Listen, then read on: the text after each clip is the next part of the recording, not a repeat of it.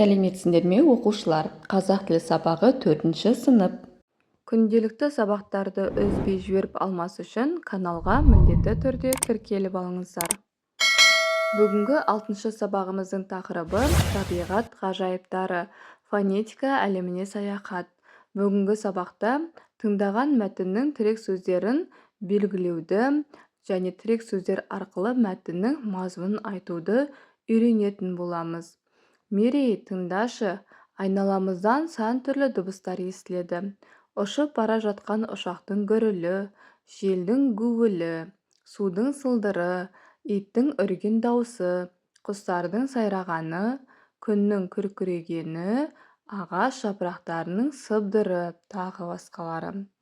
Ал Мерей айтады, бұлардан басқа тіл дыбыстары бар емес пе? Олар бір-бірімен бірігіп, мағыналы сөз жасайды. Тіл дыбыстарын естиміз әрі айтамыз. Осы тіл дыбыстарының жасалу, айтылу, естілуін, буын, екпін, интонация мәселелерін тілдің фонетика саласы қарастырады. Саяхатымызды тіл дыбыстарынан алдыңғы сыныптарда өткен материалдарды қайталап еске түсіруден бастаймыз. 25-ші жаттығуда сөздер берілген. Қанекей, оқушылар, бірге оқиық. Көбелек, шың, ұлан, ер, жапырақ, өлке, көгершін, пияз және киік деген сөздер берілген. Ал енді бұл сөздердің әр сөзде неше дыбыс, неше әріп барын айтайық. Көбелек сөзінде 7 әріп, 7 дыбыс бар. Ал шың деген сөзде 3 әріп, 3 дыбыс. Ұлан деген сөзде 4 әріп, 4 дыбыс бар.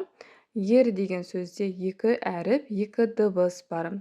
Ал жапырақ деген сөзде 7 әріп, 7 дыбыс бар.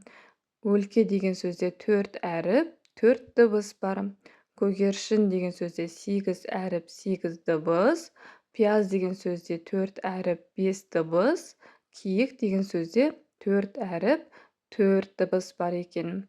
Ал оқушылар, келесі тапсырманы орындайық.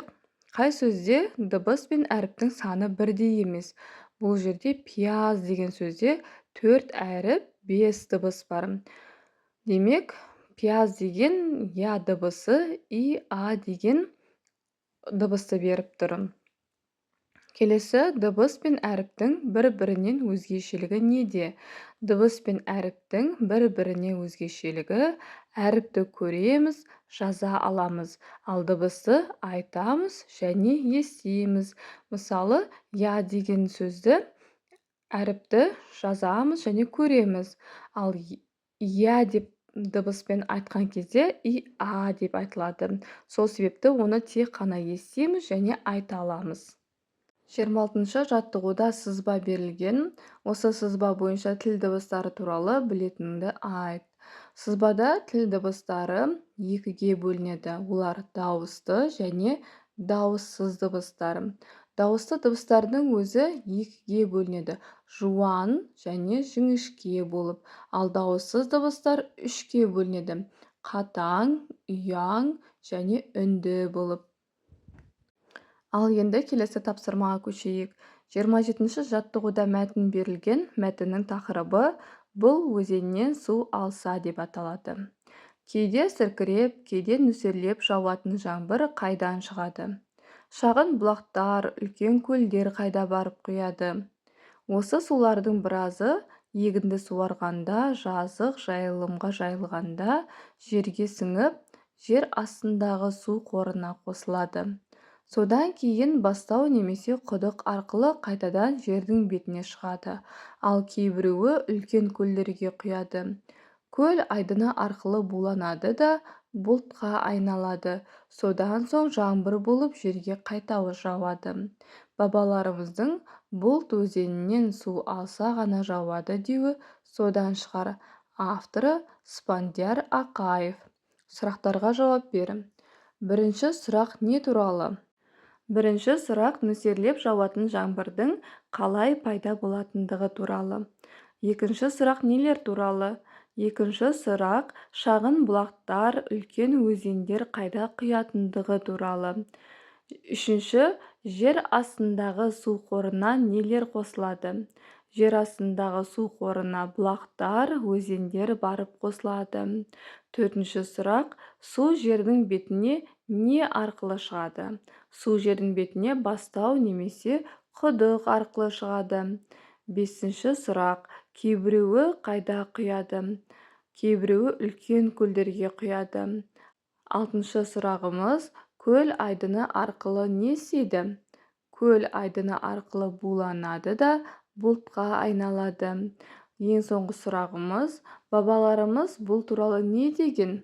Бұл туралы бабаларымыз бұлт өзеннен су алса ғана жауады деген екен. Қарамен жазылған сұрау мағынасындағы сөздерге жауап болатын сөздерден тірек сөздер қатарын құра. Тірек сөздер: жаңбыр, шағын бұлақтар, өзен, су қоры, көлдерге құяды, құдық, бұлтқа айналады, жердің бетіне шығады, жаңбыр болып жауады деген сөздер. Өзің құраған тірек сөздер бойынша мәтіннің мазмұнын айтып көр дейді. Ал енді оқушылар, осы тірек сөздерден біз мәтіннің мазмұнын айтайық. Мәтінде жаңбырдың қайдан шығатындығы, өзендер мен бұлақтардың қайда барып құятындығы туралы баяндалады.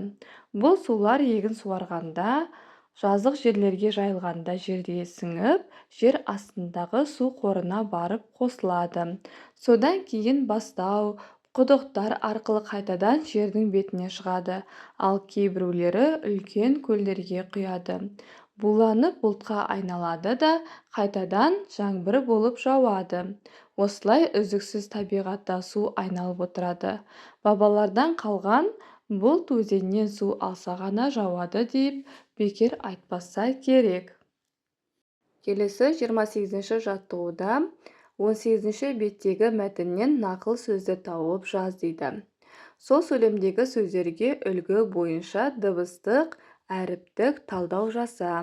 Бірінші жазбаша талдау үлгісі бойынша дауыстыны Д әріпімен, ұяң дауыссызды О әріпімен, қатаң дауыссызды Қ әріпімен, үнді дауыссызды Ү әріпімен бағдар сызық арқылы белгіле.